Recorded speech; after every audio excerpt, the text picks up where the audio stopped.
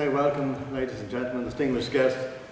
Francis Ledwidge was, of course, the poet of Meath, and he is well remembered today in County Meath due to the efforts of the Ledwidge Cottage Committee, who for many years now have worked tirelessly to preserve the family home as a museum.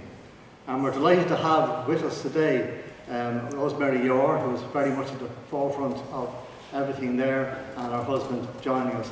And I think we should take this opportunity to thank them for the hard work that they have been doing down there since the 1960s.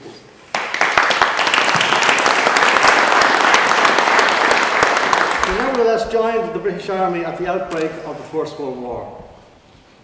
He was sent here to Richmond Barracks, where he joined the ranks of the Royal Inniskilling Fusiliers, where his friend and mentor, Lord Captain Dunsany, was already stationed. He was assigned clerical duties in the orderly rooms, which were in the block to the east of the gymnasium, just over here where the nursing home is today. He would often come over here to the recreation room, already mentioned, which is the next room here, and recite some of his poetry for the soldiers. He wrote a number of poems and love letters while at Richmond Barracks. It is for this reason that we have a society here in Inchicore formed in 1995, 21 years this year, and I know some doubted that we would last as long, but 21 years is not bad going. Ledwidge survived Gallipoli and many other encounters. He was in hospital in Manchester, suffering from inflammation of the gallbladder, when he learned of the 1916 rising and of the execution of the leaders. The fact that they were court-martialed in the very barracks where he had served as a soldier was an irony that would not have been lost on Ledwidge, and was perhaps the catalyst for more than a dozen poems which he went on to write dedicated to the men of the 1916 rising. Among these poems, of course, was the famous poem Tomás MacDonagh, which he roughly drafted, perhaps in hospital or on his way home on the ship. Whatever, anyway, it was a rough draft on tissue paper, written with an indelible blue pencil, and with an inferior ending to the one that we are familiar with. When he returned to Ireland, he was sent to Everington Barracks in Derry, and there he rewrote the MacDonagh poem on army-headed paper, the line of the unicorn, and with the ending, lifting our horn in pleasant moods, the ending that we all know. It was this poem that was later sent by Lord Dunsany to his son, Donogh MacDonagh.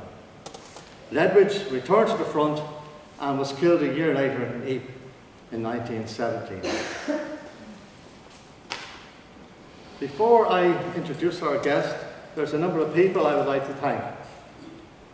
To Martin McGuinness for agreeing to unveil the sculpture, for making the trip down here, to all his staff in the Northern Ireland office who helped to arrange the visit. I would like to thank our main supporter, Dublin City Council, to other sponsors, Inchicore Ledwidge Society, David McFarlane of the British Legion, John Crowe, Fergal O'Flanagan, Luke Creighton, Joe Guinan, and Vincent Stapleton. Now, the bust we will be unveiling is not just a bust of Francis Ledwidge, it is the only bust or sculpture of Francis Ledwidge. And the idea came not from me, but from my friend and secretary of the Ledwidge Society, Michael O'Flanagan.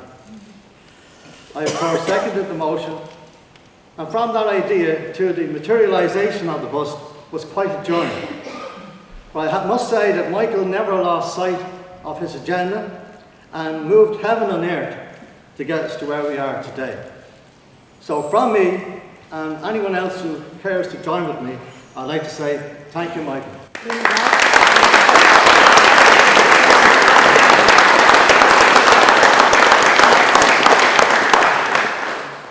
Thanks also to Aideen Cleary, Martin McDonagh, the Richmond Barracks Advisory Committee. Thanks to the staff of the Family Resource Centre for the catering and finally our humble sculptor Rory Brazil. Now, if I were to tell you that the person I was about to introduce was a poet, an avid cricket enthusiast, a pioneer of total abstinence, and that he bore the names James Pacelli, you would say, Liam, you've got the wrong man. He must be an imposter. But it's true. It's all true. James Martin Pacelli McGuinness was Sinn Féin's chief negotiator in the Northern Ireland peace process negotiations, which led, of course, to the Good Friday Agreement. He achieved major success in securing the abolition of the RUC and the release of all Republican prisoners in Long Kesh, chiefly because of his warm relationship with Jonathan Powell, one of Tony Blair's senior advisors. It's also his warm and cordial relationship with both President Clinton and the late Ian Paisley that the peace process has been so successful to date. Martin has held the position of Deputy First Minister now for 9 years, since 2007, and has seen off both Ian Paisley and Peter Robinson.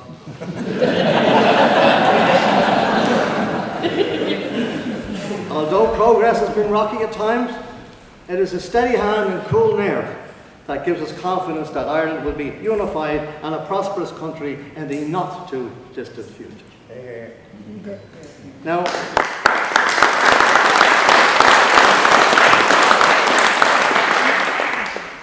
Martin admits to being a Manchester United supporter. And also follows Derry City FC, no surprise there. But let me tell you, Martin, that when Derry City come down here to Richmond Park to play patch just down the road here, it's usually quite a rowdy affair. And now to the business in hand. Martin, I'm told, has a good eye for a nice bust. I'd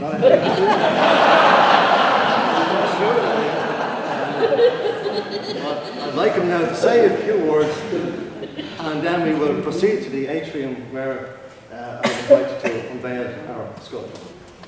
So.